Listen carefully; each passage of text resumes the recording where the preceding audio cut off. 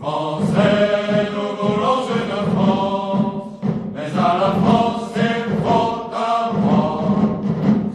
Très heureux d'être avec vous. Vous savez que Toulon, c'est ma section de cœur. Je ne m'en cache pas. J'ai des liens affectifs, personnels, familiaux avec Toulon. Mon grand-père est venu, qui est de Martigues, est venu finir ses jours à Toulon. Et puis maintenant, j'ai des liens amicaux. Et donc, je suis sincèrement très heureux d'être avec vous ce soir. Oui, Maurras et Daudet ont parlé devant ce drapeau. J'ai un peu de crainte à parler à mon tour devant. Il a fait le rassemblement de Roquemartine, les rassemblements de Roquemartine, les rassemblements de Barbentane. Il y a eu quand même 30 000 personnes. Bien, alors Jonathan, les Toulonnais, vous m'avez invité pour inaugurer votre soirée, comme le faisait toujours Boutan en commençant. On est bien d'accord sur le sujet. Le sujet, c'est pourquoi nous sommes royalistes. Quelles sont les raisons qui font que nous sommes royalistes aujourd'hui en 2018, avec 118 ans, 120 ans de fidélité. Et puis alors après, plus tard dans l'année, on déclinera le mot pourquoi, qui s'écrit en un seul mot, ou alors en deux mots. Nous verrons dans d'autres conférences qui seront faites par d'autres que moi, ou peut-être une ou deux par mois. Nous verrons pourquoi, en deux mots, c'est-à-dire pourquoi faire, qu'est-ce que ça changerait si le prince Jean était au pouvoir, qu'est-ce qu'il ferait par rapport à Macron de différent, qu'est-ce que ferait un roi par rapport à Macron, par rapport à Sarkozy, par rapport à Hollande. Mais ça, on le verra après, sinon on est encore là dans une semaine. Donc, si vous le voulez bien ce soir, je vous propose une réflexion, d'abord en guise de rapide introduction, une réflexion sur le mot de la République et de la démocratie. Et vous allez voir que je vais peut-être vous étonner, mais nous ne sommes pas en République, nous ne sommes pas en démocratie. Premier sujet peut-être d'étonnement pour vous. Et deuxième sujet d'étonnement, je pense peut-être les vrais républicains, c'est nous, les vrais démocrates, c'est nous. Ce que nous avons en face de nous, c'est une illusion. Boutan disait un semble État, un semble président, etc. Nous avons une semble République, une semble démocratie. Nous ne sommes pas en République ni en démocratie. Alors après cette introduction, eh bien je vous dirai pourquoi nous sommes royalistes, parce que nous pensons que cette République, elle est mauvaise, qu'elle ne pourra pas changer, et je me suis centré sur 4 points, on pourra en développer d'autres, mais j'ai pris 4 points qui me semblent majeurs, et comme il est absolument sûr et certain, je vous ferai 4 citations, je vous rassure, très courtes, très très courtes, Clémenceau, Philippe Val, Vincent Peillon et René Viviani.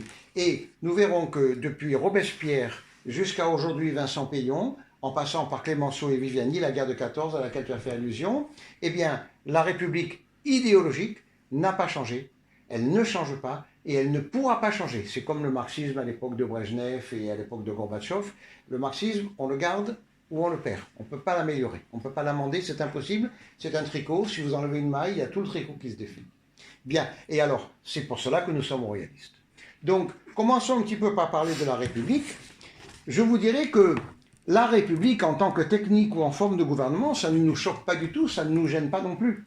À la fin de sa vie, Maurras a fait une découverte, enfin pas lui, mais des gens qui travaillent avec lui, ont découvert un de ses ancêtres, et qui était lié au curé de Martigues. Alors il a écrit au curé de Martigues une très belle lettre, en disant, nous les royalistes finalement, nous sommes 36 500 fois républicains. C'est-à-dire qu'au niveau communal, au niveau vraiment local, à la Seine-sur-Mer, à Septème-les-Vallons, là où grand-père avait sa campagne avec grand-mère, nous sommes pour la République, pour les républiques locales. Au niveau intermédiaire, nous sommes 29 fois pour les provinces fédéralistes. Et puis, au sommet de la pyramide, nous sommes une fois royalistes. Il y a le roi protecteur des républiques françaises. Le terme de république, comme le dirait Boutan, que je vous citerai tout à l'heure, le mot de république ne nous choque pas. La république, c'est la res publica, en latin, c'est la chose publique, c'est la tenue des affaires. Donc si nous étions vraiment comme en Allemagne, comme aux États-Unis, malgré un système très archaïque, parce que aux États-Unis, ça date de 1791, je crois, ça n'a pas changé, c'est un peu ridicule.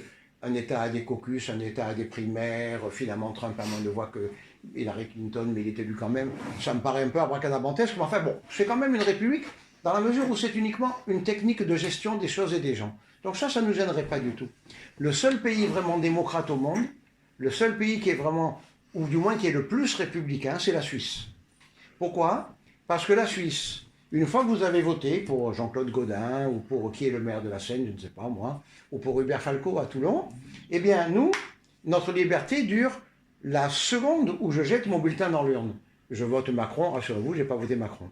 Mais je vote Le Pen, je vote Macron, je vote Sarkozy, je vote Hollande. Pendant un quart de seconde, je suis libre. Après, c'est fini. Pendant 5 ans, il faut que je m'en cape Hollande.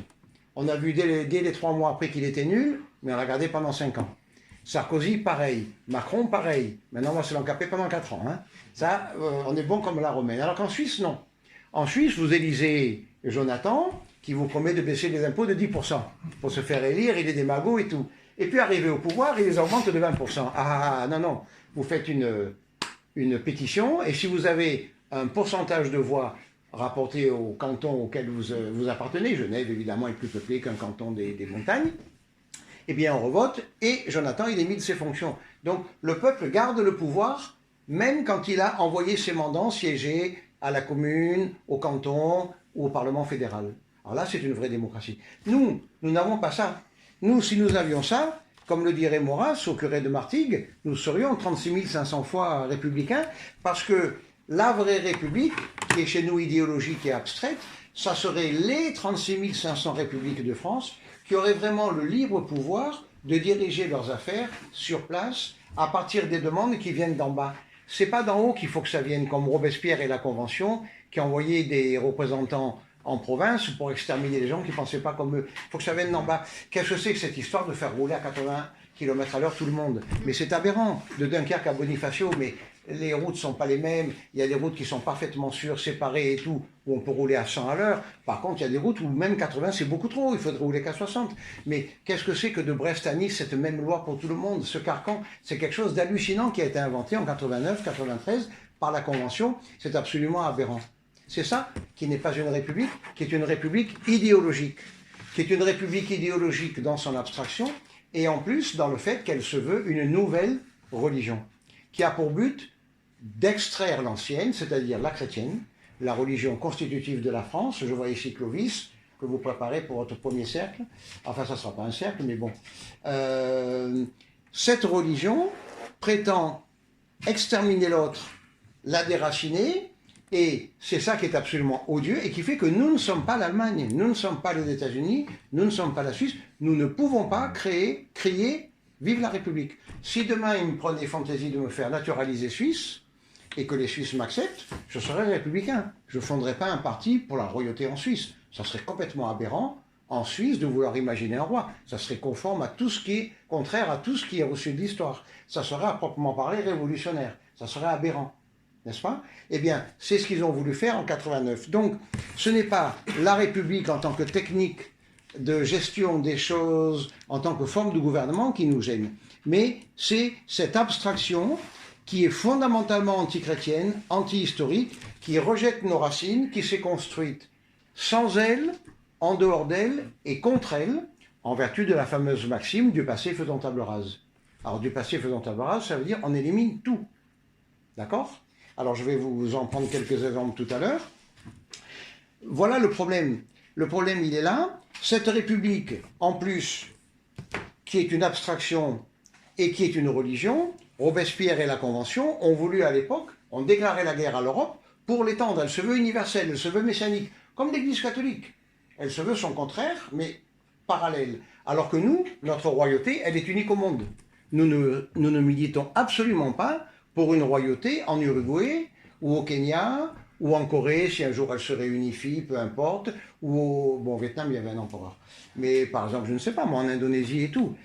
Nous, la royauté française, elle est unique au monde, elle n'est pas exportable. Alors que l'abstraction de Robespierre, nouvelle religion, elle vaut pour l'Europe entière à l'époque. L'Océanie, ça comptait pas du tout, l'Amérique, pas encore, la Chine, bon, ils s'en fichaient un peu, l'Afrique aussi. À l'époque, c'était l'Europe qui comptait. La France était le premier pays du monde. Donc, ils n'ont pas hésité à faire la guerre à l'Europe entière pour étendre leur idéologie, n'est-ce pas? Alors que nous n'aurions jamais fait une chose pareille. Les rois de France ont fait des guerres pour faire la France, pour réunir la Champagne, l'Alsace, la Provence, la Bretagne, le Roussillon, etc. Mais ils n'ont pas fait des guerres pour étendre l'idée de royauté. Ils laissaient les pays qui étaient des républiques être en république. La Hollande a été longtemps en république avant de devenir une royauté. Louis XIV n'a pas fait la guerre à la Hollande pour la transformer en royauté. Il s'en fichait éperdument, il n'avait pas cette vision abstraite et idéologique des choses. Est-ce que vous êtes bien d'accord avec moi qu'il y a république et république? Et ce que nous subissons, nous, en France, depuis 1975, ça fait combien? Ça fait 100, 125 et 18, je suis nul en maths, aidez-moi, 125 et 18, ça fait 135 et 8, 143. Ah oui, j'arrive finalement. Bon, voilà. Donc, ce que nous subissons, ce n'est pas une république, c'est une république idéologique qui se veut universelle. Voilà. Donc, ça, c'est le petit préambule que je voulais vous faire. Et alors, le piège évidemment monstrueux qu'elle renferme, la phrase magnifique de Gustave Thibon au Beau de Provence, nous avons affaire à la même révolution, au même chaos. Ça a commencé par le chaos explosif des révolutionnaires, génocide vendéen, guillotine, assassinat de la famille royale, etc. Martyr de Toulon, martyr de Marseille, martyr de Lyon. On a canonné la ville de Lyon pendant 10 jours, etc. Il y a donc eu d'abord le chaos explosif des révolutionnaires, et maintenant, Macron, Sarkozy, Hollande, avec leurs beaux costumes à 3 000 ou 5 000 ou 15 000 euros, c'est le chaos figé des conservateurs du désordre. La République polie que nous voyons maintenant, Macron, qui vit d'ailleurs dans le palais de la royauté. À l'Élysée, il reçoit Poutine à Versailles, il a raison. Mais enfin bon, il reçoit Poutine chez Louis XIV quand il veut faire bien. Lui, il est à l'Élysée, l'autre, il est à l'hôtel Marigny, l'autre, il est à l'hôtel Matignon. La République, ce qu'elle a construit, c'est pas très beau. Hein.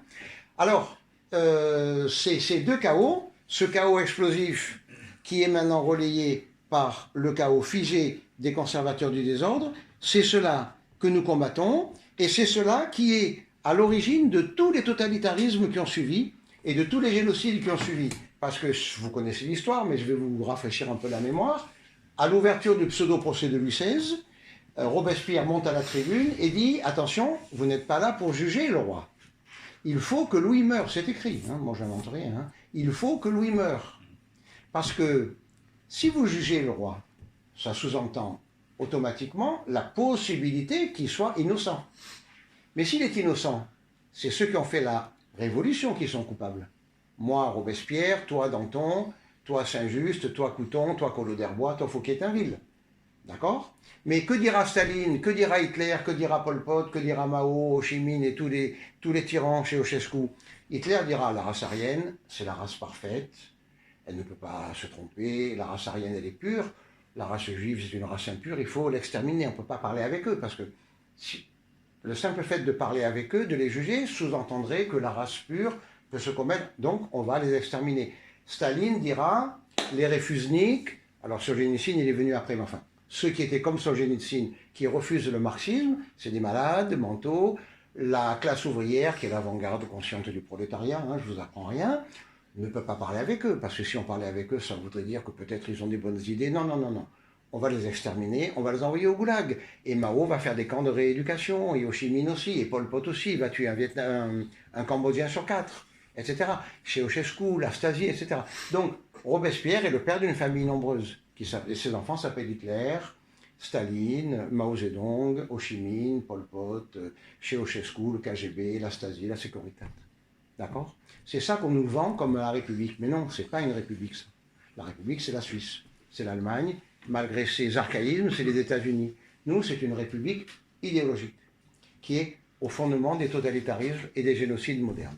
Voilà cette petite rapide introduction. Alors, on pourra me dire, oui, mais d'accord, tu as raison, historiquement, mais là, c'est vieux quand même, Louis XVI, bon, on a eu tort, ok, ça va. Même on présente des excuses, mais maintenant, 2 siècles après, ça a changé. Regarde, Macron, il est bien, il a un joli costume, etc. Ou à 30 000 euros, il peut, hein. Bon, ben non, non, non, ça ne change pas.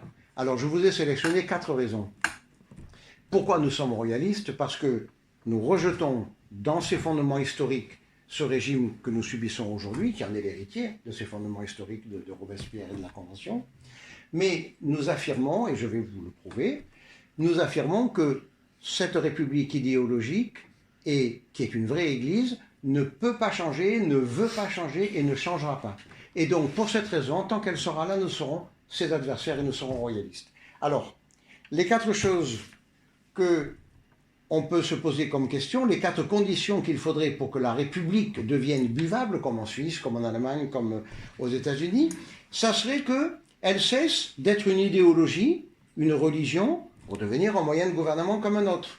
Il faudrait qu'il n'y ait plus de piliers du temple. C'est Jacques Chirac qui l'a dit il n'y a pas si longtemps. Bon, maintenant il part, hein, je ne me moque pas de... C'est un adversaire. Bon, maintenant il s'en va, il quitte la scène. Mais à une époque, il a parlé des piliers du temple. Je ne sais pas si vous vous souvenez de cette expression. Voilà. Eh bien, c'est une image, les piliers du temple. Le temple, c'est bien une religion. Donc, il ne faudrait plus qu'il y ait de piliers du temple. Il parlait de la loi de 1905.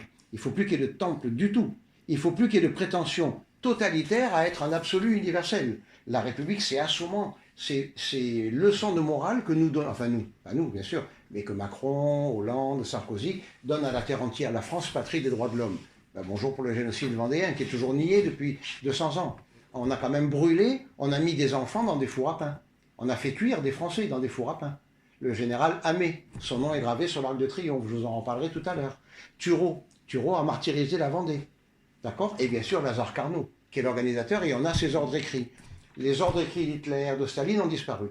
Ils ont existé, hein, je ne mets pas du tout en doute, mais on ne les a pas. Alors que les ordres écrits de Carnot, on les a. Tu dois, citoyen, exterminer tout ce qui passera sous le sable, sous les sabots de tes chevaux. D'accord? Et ça se trouve à Vincennes. Au cas où ça vous intéresse, vous me le dites.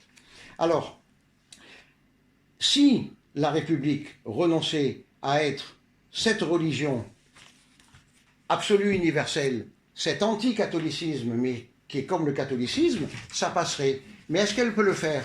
Écoutez Vincent Peillon, 10 lignes, pas plus. Vincent Peillon, ministre de l'Éducation de François Hollande, il n'y a pas 10 ans. Hein.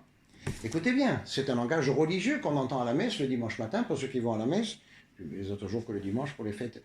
Vincent Peillon. Et donc, l'école a un rôle fondamental, puisque l'école doit dépouiller l'enfant de toutes ses attaches pré-républicaines, pour l'élever jusqu'à devenir citoyen, et c'est bien une nouvelle naissance. Une transsubstantiation, quand les prêtres font voilà, une transsubstantiation qu'opère dans l'école et par l'école cette nouvelle Église, c'est nous les républicains, les fils de Robespierre, avec son nouveau clergé, sa nouvelle liturgie, ses nouvelles tables de la loi, Vincent Peillon. Hein, j'invente rien, vous l'avez tous connu. Donc, il est évident qu'il y a 200 ans, Robespierre a dit ça, et 200 ans après, Peillon dit la même chose. Donc c'est bien la preuve que ce régime ne veut pas, ne sait pas, ne peut pas changer, et ne changera pas. Eh bien, nous non plus.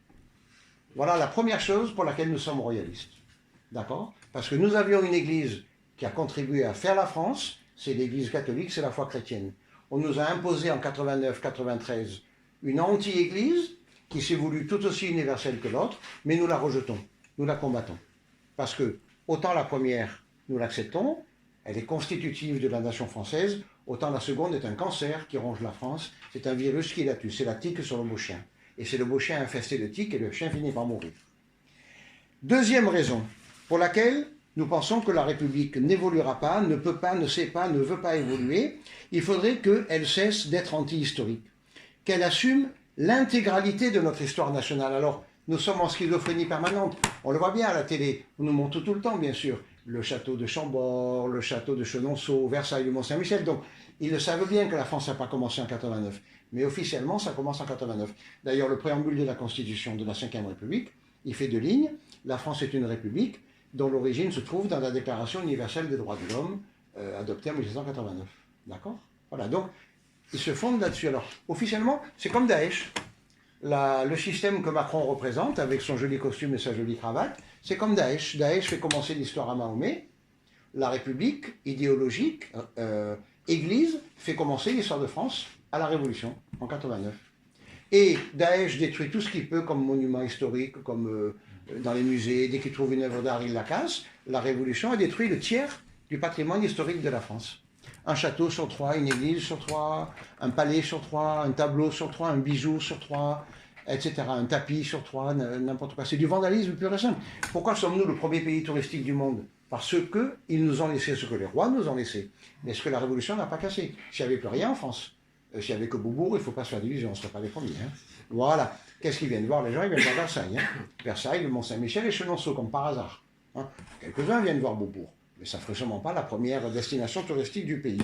Alors, la République accepterait-elle d'être anti-historique, d'assumer l'intégralité de notre histoire nationale, qui est justement une histoire héritée? Rousseau a complètement eu tort, c'est la faute à Rousseau, avec son idée de contrat social. Mais c'est pas vrai. Les gens se sont pas réunis pour dire, bon allez, toi tu as une bonne tête, vous là je vous trouve sympathique, allez venez, on se met autour d'une table, on fait un contrat, allez, on fait la France.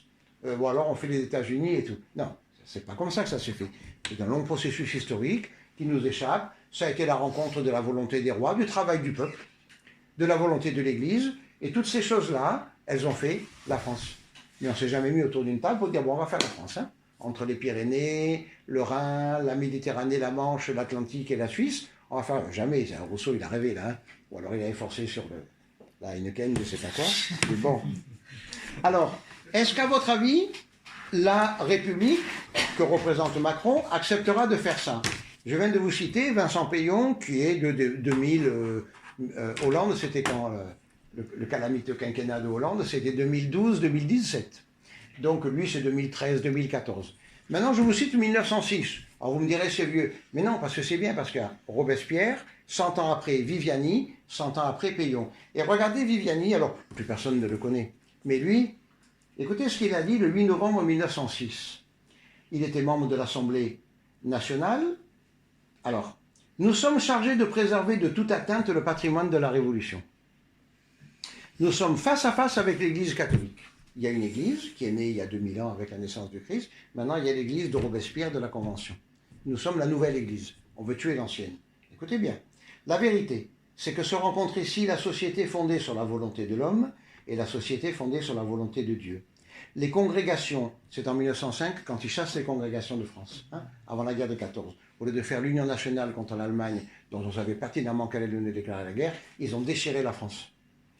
Ils ont travaillé contre la France, contre l'intérêt national, contre le bien commun. Les congrégations et l'Église ne nous menacent pas seulement par leurs agissements, mais par la propagation de la foi. Nous avons arraché les consciences à la croyance. La neutralité fut toujours un mensonge. Nous n'avons jamais eu d'autre dessein que de faire une université anti-religieuse de façon active, militante, belliqueuse. Nous nous sommes attachés dans le passé, Robespierre à la Convention, le génocide vendéen, à une œuvre d'irréligion. Nous avons arraché la conscience humaine à la croyance. Ensemble et d'un geste magnifique, nous avons éteint dans le ciel des lumières qu'on ne rallumera plus.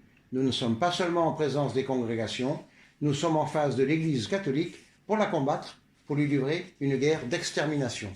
Viviani, député socialiste, 1906. C'est ce qu'ils disent toujours aujourd'hui dans le Grand Orient, etc., les francs-maçons et tout. Alors, Robespierre, 1795, 93, Viviani, 1905, Peillon, 2010. Vous voyez que sur 3 siècles, ils n'ont pas changé, ils ne peuvent pas changer, ils ne veulent pas, ils ne savent pas, ils ne changeront pas. Ce n'est pas possible. Donc, deuxième point, serait-il possible que la République s'amenda, qu'elle changeât de politique, qu'elle se transforma? Nous disons pour la deuxième fois non. Et nous allons dire encore 2 fois non, et ce sera pour ces 4 non que nous disons nous sommes royalistes. Voilà pourquoi nous sommes royalistes. La troisième chose, la troisième raison, et là je vous citerai Philippe Val et Clémenceau, c'est qu'il faudrait que la République ose assumer le fait que la France remonte à Clovis. Et puis, tu m'avais posé, Jean-Claude, l'an passé au cercle d'études, une question sur Vercingétorix. Vous savez que la France est le pays sur Terre où l'on suit le plus continuellement l'apparition de l'homme sur la Terre. La dame de Brassempouy, on remonte à 2 millions d'années en réalité. L'histoire a commencé dans le croissant fertile, en Mésopotamie, là-bas, du côté d'Israël, de la Palestine et tout. Mais c'est en France qu'on suit avec la continuité la plus absolue l'apparition de l'homme sur la Terre. Donc ça, ils ne peuvent pas en entendre parler puisque ça commence en 89, avec les droits de l'homme. D'accord? Alors, écoutez le 3e et avant-dernier discours. C'est très court, hein? Le 3e et avant-dernier extrait, Philippe Val. Vous connaissez Philippe Val? Charlie Hebdo. D'accord? Bon. Donc, c'est toujours Vincent Peillon, Viviani, c'est toujours le même mot. Alors, lui, il explique qu'on a tué le roi parce qu'on ne veut pas d'hérédité. Mais ça, c'est très grave parce qu'ils ne veulent pas d'hérédité dans la transmission du pouvoir royal, mais ils ne veulent pas d'hérédité pour n'importe qui peut être français. N'importe quel Kényan, noir, jaune, un Ottanto, un Inuit, un Bulgare, un Afghan, est aussi français que vous et moi. Et moi, je dis non. Parce que je le prends, le noir, sans aucun racisme, et je lui dis, mais tu as combien d'oncles qui sont morts comme chez moi pour la France en 14? Combien il en a? Zéro. Zéro. Alors, mais eux, comme ils sont idéologues, ils disent, la République, Philippe Val, donc Charlie Hebdo, la République, et c'est sa force et c'est son identité, affirme qu'en son sein, l'élection et le rôle d'un individu dans la société ne seront plus jamais liés à une quelconque hérédité. Donc tu n'es pas français parce que ton papa est français, ta maman est française. Et ce qui est vrai pour les dirigeants, donc le roi, Louis XVI, qui seront désormais élus selon leur mérite par les suffrages de leurs égaux, mon œil, est aussi vrai pour les citoyens dont le statut ne peut en aucune façon être lié à l'hérédité biologique. Le moindre Afghan, le moindre Ottanto, le moindre Inuit, le moindre Albanais, le moindre Kosovar, Algérien, Marocain est aussi français que moi, pour Philippe Val. Il suffit qu'ils disent liberté, égalité, fraternité. Ça y est, tu es baptisé, tu es français. Ah ben non, moi je dis non. Je sais pas ce que vous en pensez, mais je crois que vous pensez comme moi.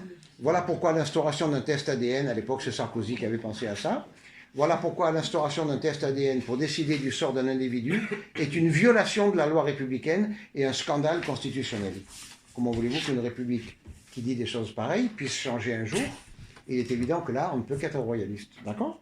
Alors, ça, vous savez que, je suis professeur, Jules Ferry, la République a été malheureusement instaurée en 1875, et tout de suite, Jules Ferry a été ministre de l'Instruction. À l'époque, on disait encore ministre de l'Instruction, ça devrait être le vrai nom du ministère, ou de l'enseignement, si on veut faire plus moderne. Mais dire ministère de l'Éducation, c'est un scandale révélateur, parce que l'éducation, c'est les parents qui éduquent, c'est toi qui éduques Marie-Lou, c'est pas à l'État d'éduquer Marie-Lou. L'État, c'est l'instruire, lui donner l'instruction, l'enseignement. L'éducation, c'est toi et ta femme qui l'éduquez. Parce que regardez, qu'est-ce qu'il faisait Mao, Ho Chi Minh? Il faisait des camps de rééducation. Si tu n'étais pas marxiste-léniniste, c'est que tu étais malade, c'est que les capitalistes t'avaient bourré le crâne, ou qu'ils t'avaient bourré ta maison de valises de billets en dollars, etc. Alors il fallait te rééduquer. Ça, c'est totalitaire. C'est ça, pas du tout. Donc le ministère, et en plus avec les fondements de la culture, c'est plus un ministère de l'éducation de toute façon, mais de la déséducation. Donc Jules Ferry dit en 1875, il monte à la tribune, où il y a encore quand même beaucoup de royalistes députés, et il dit « L'école, dorénavant, de la République va former des petits Français sans Dieu et sans roi. Leur cerveau sera libéré, leur esprit sera libre, ils n'auront plus ni Dieu ni roi dans la tête, ils seront libres. » Et le député royaliste, je ne sais plus qui c'est, monte et leur dit « Mais, monsieur Ferry, le vide n'existe pas. Si vous faites un petit Français qui ne croira plus en Dieu, qui ne croira plus au roi, ne pensez pas qu'il ne croira plus en Dieu ni au roi, il croira forcément en autre chose. Alors quoi? Ben, n'importe quoi. Ne pas croire en Dieu, c'est pas ne croire en rien. C'est ne croire, c'est croire en n'importe quoi. Parce que le vide n'existe pas. Le cerveau d'un enfant, il est forcément plein. Mon cerveau est plein de quelque chose. Alors si j'ai pas Dieu et le roi, ben, j'aurai n'importe quoi. J'aurai la drogue, j'aurai le sexe, j'aurai l'argent, j'aurai la race aryenne, j'aurai le prolétariat, j'aurai n'importe quoi, j'aurai Daesh, mais on ne peut pas avoir un cerveau vide, ça n'existe pas. Ici, là, on dirait, ben, on se voit, on voit la table, on voit Jean-Baptiste, bon, on voit l'ordinateur, et on se dit, ah ben là, il n'y a rien. Et si, on ne le voit pas, mais il y a de l'air. Et s'il n'était pas, ben, d'ailleurs, vous le savez bien, c'est pour ça que tu dis que je ne manque pas d'air. Voilà. Donc, un cerveau, le cerveau des enfants, on le dit, pourquoi il y a tant de gens qui... Parce qu'ils sont malheureux. On a été amputés par la République de notre dimension verticale. On a été privé de ce qu'on connaissait toujours avec Pascal, le mémorial de l'extase, le surhomme. Le fameux surhomme, il n'y a que nous qui pouvons le faire. Et le fameux transhumanisme, l'homme augmenté, il n'y a que les chrétiens qui peuvent le faire. Parce que l'homme peut effectivement sortir de lui-même pour aller à la rencontre de Dieu. Pascal l'a vécu dans le mémorial. Saint Jean de la Croix, Sainte Thérèse d'Avila, tout ça, hein, ça je ne vais pas vous... Gustave Dibon nous avait fait un truc génial au beau. Il avait parlé à un païen qui le critiquait. Il disait, mais enfin, monsieur de Benoît, Alain de Benoît, que vous connaissez. Il disait, mais monsieur de Benoît, vous parlez toujours du surhomme, mais il n'y a que nous qui pouvons créer le surhomme avec Jésus-Christ. Parce que vous dites Dieu est mort, Dieu n'existe pas, bon, peu importe. Mais si l'homme est seul dans l'univers, pourquoi voulez-vous qu'il sorte de lui-même pour aller où? Pour aller voir qui? Il n'y a rien. L'univers c'est froid. La phrase de Pascal, le silence éternel de ces espaces infinis m'effraie. Si je ne crois pas en Dieu. Attention, mais Pascal est croyant. Mais le silence éternel de ces espaces infinis. Alors M. de Benoît disait-il, bon, l'homme est seul, Dieu est mort, il n'existe pas. Pourquoi voulez-vous qu'il sorte de lui-même, qu'il soit pour rencontrer rien, il sort pour le rien. Donc nous avons été amputés de l'extase, et il ne nous reste que l'antase, c'est-à-dire c'est comme la mouche dans la bouteille. Elle ne comprend pas ce que c'est que ce verre-là. Les oiseaux, ils viennent se taper souvent dans des vitres parce qu'ils ne comprennent pas. Eux, ils voient l'arbre derrière, ils croient qu'il n'y a rien. Ils n'ont pas compris le verre, forcément.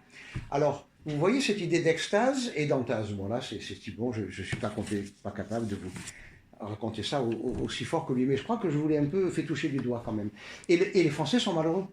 Et c'est pour ça qu'ils se réfugient dans la drogue, dans le sexe, dans la violence, dans n'importe quoi. Le petit Rémi Fraisse qui est allé perdre sa vie à 20 ans, là, pour un combat stupide, là, alors qu'on manque d'eau partout. Le petit, comment il s'appelle, là à Paris, là, qui s'est fait massacrer, là, à 20 ans, là. Clément Méric. Ouais, Clément Méric et tout. On leur a menti. L'école a passé son temps à leur dire, ouais, les Blancs, les Français, c'est tous des salauds, ils ont pillé l'Algérie et tout. Mon œil, on a pillé l'Algérie. Quand on est arrivé, c'était un pays perdu sous les Turcs, là. Il n'y avait rien, c'est nous qui avons inventé le nom, c'est nous qui avons fédéré tout ça, qui l'avons civilisé. On a fait des milliers de kilomètres de route, on a vacciné à tour de bras. Il n'y avait pas 1 million de gens quand on est arrivé, maintenant ils sont 30 millions. On les a éduqués, on a fait des hôpitaux. C'était le plus beau pays d'Afrique quand on est parti en 62. Et on est allé livrer ça au FLN, à cette bande d'arriérés intellectuels qui ont appliqué les dogmes du marxisme-léninisme.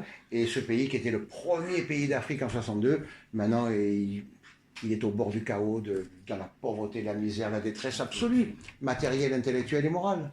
D'accord? Voilà. Alors, donc, c'est Jules Ferry qui a commencé et qui a fabriqué le petit français que nous avons maintenant, sans Dieu, sans roi, mais surtout sans histoire. Et alors, la seule chose qui est un petit peu, je ne dirais pas rigolote, mais rassurante, c'est que c'est vrai qu'ils ne connaissent pas Maurras, mais ils ne connaissent plus non plus Robespierre ou Marx. Ils ne connaissent plus rien de toute façon. Alors vous leur parlez de Maurras, évidemment, ils ne connaissent pas, mais vous leur parlez de Marx, ils ne connaissent pas non plus. Ah, maintenant, ils ne connaissent plus que l'alcool, le chichon, ouais, voilà. Ben, leur Dieu, c'est ça. Ni Dieu ni maître, ils me font rigoler, les anards. Ni Dieu ni maître. Tu auras forcément un Dieu et un maître. Forcément. Si ce n'est pas Jésus-Christ, le Dieu d'amour, ça sera l'argent. Ça sera le sexe. Ça sera les jeux vidéo. Ça sera n'importe quoi. Ça sera la télé. Ça sera Nikos Aliagas, le cher. Voilà. Moi, je crois qu'il valait mieux Dieu et le roi. Mais bon, ça... Bon. Alors, avançons. La troisième chose, c'est que la République devrait se remettre en cause. Et là, c'est ma dernière citation, toujours pareil, c'est assez court, c'est Clémenceau. Donc vous voyez que je transperce un peu les âges, je vais de Robespierre à Pétion, en passant par Viviani et Clémenceau. Donc Clémenceau, c'est après la guerre. C'est lui qui nous a valu Hitler, parce qu'on a gagné la guerre au prix d'1,5 million de morts, mon oncle.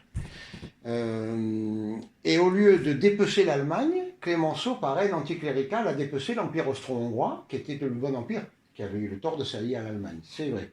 Mais enfin, il valait mieux garder l'Empire Habsbourg et casser l'Allemagne, comme le demandait Bainville et l'Action française. Et c'est nous qui avons mené le combat, et Pie XI nous a trahis, justement, nous a planté un poignard dans le dos par ses sanctions vaticanes. C'est nous qui avons mené la croisade contre l'hitlérisme naissant. Et c'est Clémenceau qui nous a donné Hitler, et la Seconde Guerre mondiale, et l'invasion, et le nazisme et tout. Et c'est nous qui, les premiers, en 1930, Bainville a dénoncé 5 choses à la fois le même jour. Hitler, l'énergumène, le monstre, le minotaure, les camps. C'est le premier qui a employé le mot en France. En Allemagne, je vous préviens, il y a des camps. Donc un camp, forcément, c'est un camp de regroupement pour l'extérieur. Et la persécution d'Israël. Donc on peut être fiers, nous, l'Action française, d'avoir été les premiers à être les premiers résistants. D'ailleurs, c'est Clémenceau qui le dit qu'on est les premiers résistants. Alors, dernière citation, après j'en ai plus. Le 29 janvier 1891, un écrivain royaliste qui a disparu aujourd'hui, Sardou, le parent du chanteur actuel, hein, ancêtre, je ne sais plus par qui, par un frère de son grand-père, fait une pièce violemment royaliste, une attaque virulente de la Révolution, il démolit Robespierre, la terreur, un peu comme Anatole France dans Les Dieux ont soif, donc je vous conseille la lecture, c'est extraordinaire. Alors Clémenceau, fou furieux, interdit la pièce. Liberté, hein, liberté, 420 000 lois, normes et règlements, mais enfin liberté. Hein. Égalité, mais enfin si tu n'es pas d'accord, on fait le génocide de Vendée. Hein. Fraternité, il y a du communautarisme partout, allez un peu à la Castellane, et puis vous n'en reviendrez pas de toute façon. Alors, vous ne pouvez pas me dire ce que vous avez vu, vous n'en reviendrez pas. Alors, Clémenceau, il y a un tollé à la Chambre parce qu'il y a encore quand même des gens de la droite qui, à l'époque, la droite, elle est plus dure que... C'est pas Estrosi ou l'autre d'en haut, là, comment il s'appelle, là, dans les Hauts-de-France, soi-disant, là, dans la Flandre, là. Comment il s'appelle, là, le type de droite? Hein? Bertrand. À l'époque, les gens de droite étaient quand même mieux que maintenant. Alors, il dit, non, j'interdis. Pourquoi? Parce que la Révolution est un bloc. Et ouais, il fait comme Brejnev. Et il dit, et maintenant, Alors écoutez bien, c'est extraordinaire, hein, Clémenceau. Hein. Et maintenant, si vous voulez savoir pourquoi, à la suite de cet événement sans importance, d'un mauvais drame à la Comédie Française, que j'ai interdit, il y a eu tant d'émotions dans Paris, et pourquoi il y a alors présente tant d'émotions dans la Chambre, je vais vous le dire. C'est que cette admirable révolution par qui nous sommes n'est pas finie, c'est qu'elle dure encore. Et elle dure encore aujourd'hui. Avec la PMA, la GPA, ils font la révolution dans les mœurs. Après l'avoir raté dans la politique, ils vont la faire dans les mœurs, le mariage homosexuel, etc. C'est que nous en sommes encore les acteurs, nous, Clémenceau, les Républicains, c'est que ce sont toujours les mêmes hommes, vous, qui se trouvent aux prises avec les mêmes ennemis. Oui, ce que nos aïeux Robespierre ont voulu, nous le voulons encore. Le journal dit applaudissements à gauche. Nous rencontrons les mêmes résistances. C'est nous les résistances. Nous rencontrons, nous, Clémenceau et la gauche, les mêmes résistances. Vous êtes demeurés les mêmes. Nous n'avons pas changé. Il faut donc que la lutte dure jusque la victoire soit définitive. Et comme un député royaliste l'interrompt, il remonte à la Chambre et il redit « J'approuve tout de la Révolution. J'approuve les massacres de septembre, où pour s'éclairer la nuit venue, les travailleurs plantaient des chandelles dans les yeux des morts. J'approuve les noyades de Nantes, les mariages républicains, où les vierges accouplées à des hommes par une imagination néronienne, les persécutions de Néron, avant d'être jetés dans la Loire, avaient à la fois l'angoisse de la mort et la souffrance de la pudeur outragée. J'approuve les horreurs de Lyon, où l'on attachait des enfants à la gueule des canons, et les égorgements de vieillards de 90 ans et de jeunes filles à peine nubiles. Tout cela forme un bloc glorieux. Pour Clémenceau, c'est pas moi qui parle. Hein. Et je défends qu'on y touche. Je défends que sur un théâtre qui dépend de l'État, un dramaturge illustre vienne, après plus de 100 ans révolus, prononcer une parole de pitié qui serait un outrage aux mânes augustes de Robespierre et de Marat. Voilà. J'ai fini avec mes citations. Je crois vous avoir montré qu'avec des gens pareils, ça ne changera pas. Et c'est pour ça que nous sommes royalistes. D'accord ? Voilà. Alors, la dernière chose qu'il faudrait pour que la République idéologique devienne une République comme en Suisse, comme en Allemagne, mais qui ne se passera pas non plus, c'est qu'elle institue au sommet de l'État une institution pérenne, pacifiée et adémocratique. Vous savez que dans l'Europe, il y a 27 pays, il y en a 8 qui sont des royautés. Espagne, Grande-Bretagne, Norvège, Suède, Danemark, Hollande, Belgique, Luxembourg. Alors ces rois ne servent à rien, ils n'ont aucun pouvoir. Ils sont chefs des armées, ils symbolisent. Mais même en ne servant à rien, ils servent à quelque chose d'énorme. Parce qu'ils libèrent le sommet de l'État. Maurras parlait de libérer l'État. Renan parlait de le séquestrer et Daudet de le nationaliser. C'est pas mal comme formule. Nationaliser le sommet de l'État. Ce qui fait qu'en Espagne, en Grande-Bretagne, en Suède, en Norvège, au Danemark, en Hollande, en Belgique, au Luxembourg, on se bat pour le poste inférieur de Premier ministre. Le poste suprême, il est occupé par la reine d'Angleterre, qui a vu passer 25. Ça relativise beaucoup les choses. Chez nous, Macron, c'était Jupiter, parce que maintenant, il est tombé. Hein. Voilà. Mais Hollande, c'était aussi un pauvre Jupiter, hein, bien pauvre, Sarkozy aussi, etc. Donc chez nous, le président est un semble roi. Hein, le semble roi d'un semble État. Mais c'est l'avatar du roi, en fait. C'est l'avatar de Louis XIV.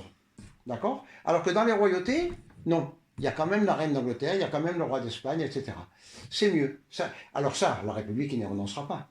Comment voulez-vous qu'un jour elle dise ce que nous souhaiterions, qu'on fasse une réforme et qu'on dise les pouvoirs du président de la République sont attribués de façon héréditaire et définitive au chef de la Maison de France. Bon, ben ça, si elle fait ça, la République, elle se saborde, quoi.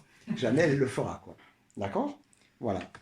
Alors, donc, j'avais aussi oublié de vous parler tout à l'heure, je me suis laissé emporter dans mon élan, la royauté française avait historiquement détruit la féodalité, les féodalités. Les ducs qui faisaient ce qu'ils voulaient chez eux, etc. La République a curieusement rétabli ces féodalités.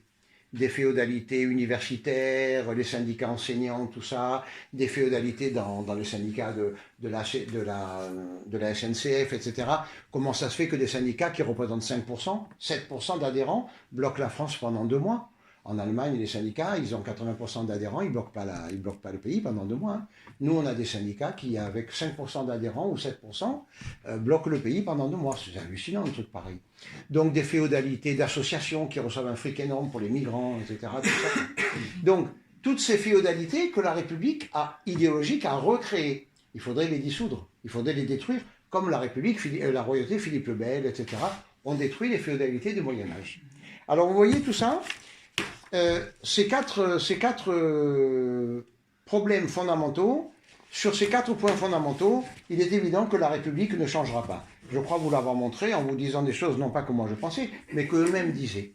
Alors, à ce stade, et pour terminer, pour conclure, c'est pas trop long, ça va? Non.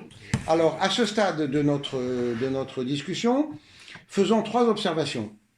La première, c'est que les fondements du communisme en URSS, la chute du mur de Berlin, semblent avoir clôturé définitivement le cycle des révolutions au point de vue de l'espérance des peuples. Maintenant, tout le monde a compris que, comme le disait Julliard, le drapeau rouge séparé des deuils. Hein.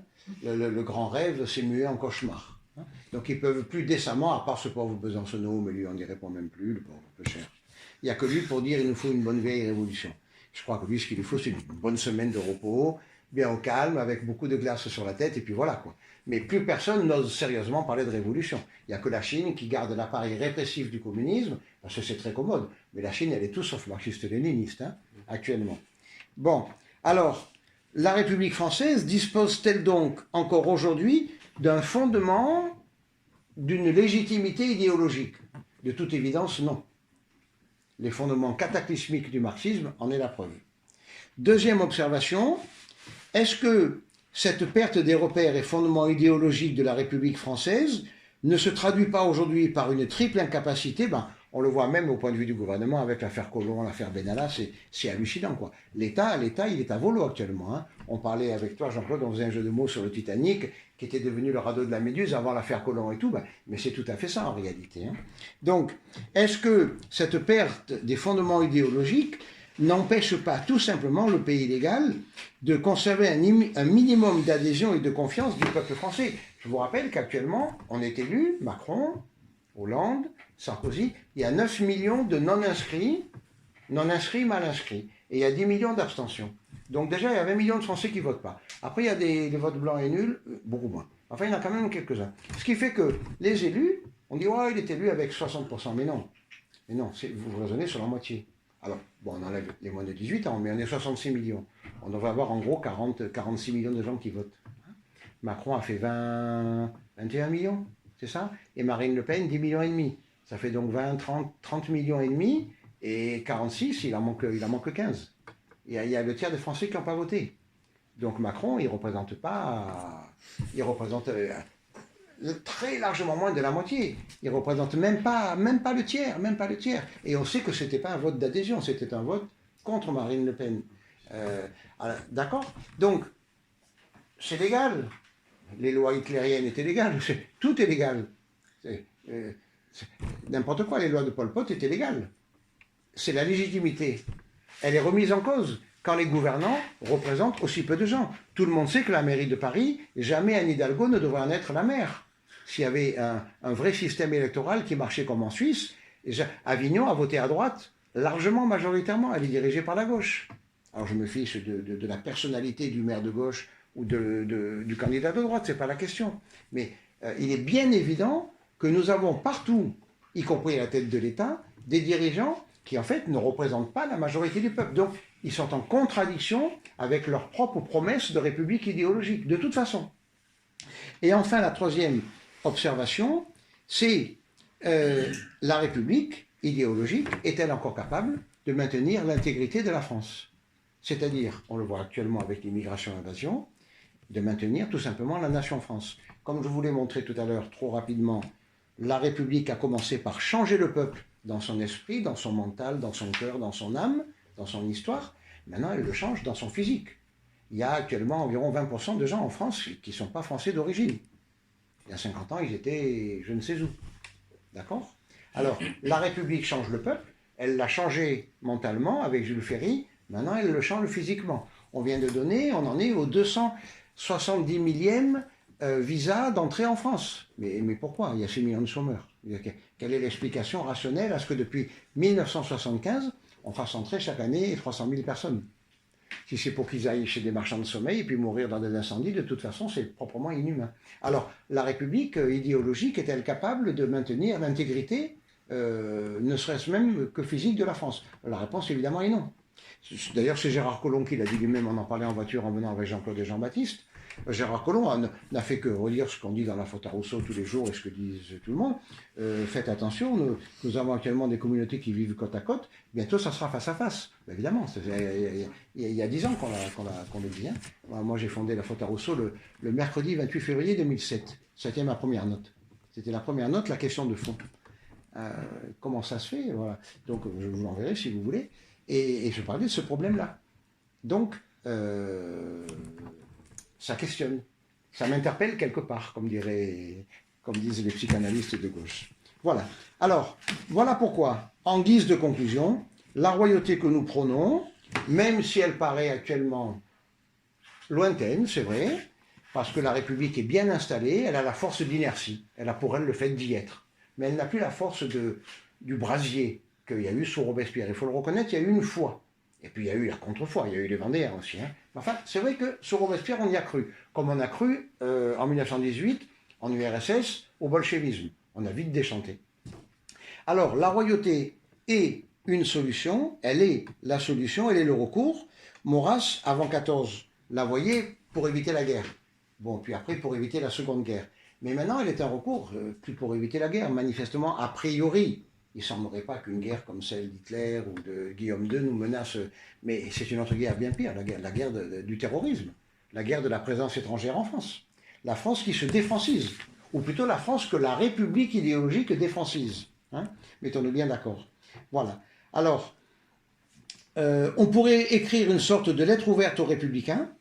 Est-il encore possible d'être révolutionnaire aujourd'hui, et même simplement républicain, après les fondements du marxisme, c'est-à-dire au fond, d'être ce que vous êtes devenus, si on leur parlait, après avoir été les tenants d'un chaos explosif des révolutionnaires, maintenant vous êtes les tenants Mélenchon, vous êtes un privilégié, vous êtes les tenants du chaos figé des conservateurs du désordre. Les vrais révolutionnaires, c'est nous. Et les vrais conservateurs, ce sont eux, y compris Mélenchon. C'est le pays légal. D'accord? Ça, c'est très important de le leur dire. La vraie France insoumise, c'est nous. Tout à l'heure, tu as ironisé sur la France trop soumise, tu as bien fait, mais la vraie France insoumise, c'est Maurras. Le véritable révolutionnaire, c'est nous, c'est vous. N'est-ce pas? Nous sommes révolutionnaires, et comme le disait Boutan, je terminerai par là, nous sommes révolutionnaires parce que de cette société qui est maintenant finalement purement matérialiste, parce que toutes les promesses idéologiques et tout se sont effondrées, il ne reste plus rien, c'est-à-dire il ne reste plus que le fric et l'argent, c'est l'argent qui est partout. Hein. Eh bien, comme le dit Pierre Boutan, de cette société n'a que des banques pour cathédrale. C'est beau comme formule. De cette société proprement dite, il n'y a rien à conserver. Aussi sommes-nous libres de rêver que le premier serviteur de la légitimité révolutionnaire, je me trompe Jean-Baptiste, tu me dis, hein, que le premier serviteur... Non, mais tu le lis là aussi? Non, ah bon, tu me dis si j'ai oublié un mot. Aussi sommes-nous libres de rêver que le premier serviteur de la légitimité révolutionnaire sera le prince chrétien. Donc notre royalisme, ça sera une révolution, mais avec un petit R, pas avec un R majuscule. Nous ne nous prétendons pas une église, nous prétendons renouer avec, comme disait Jean-Paul II, l'intuition de nos origines. Avec ce système qui nous a fait, parce que ce sont les rois qui ont fait la France, j'en suis navré pour Robespierre, ce n'est pas la République idéologique. Donc nous, les vrais révolutionnaires, notre révolution consistera à nous rebrancher, si vous me passez l'expression, sur la source vive de notre être profond. Je vous remercie. Merci beaucoup. Bravo.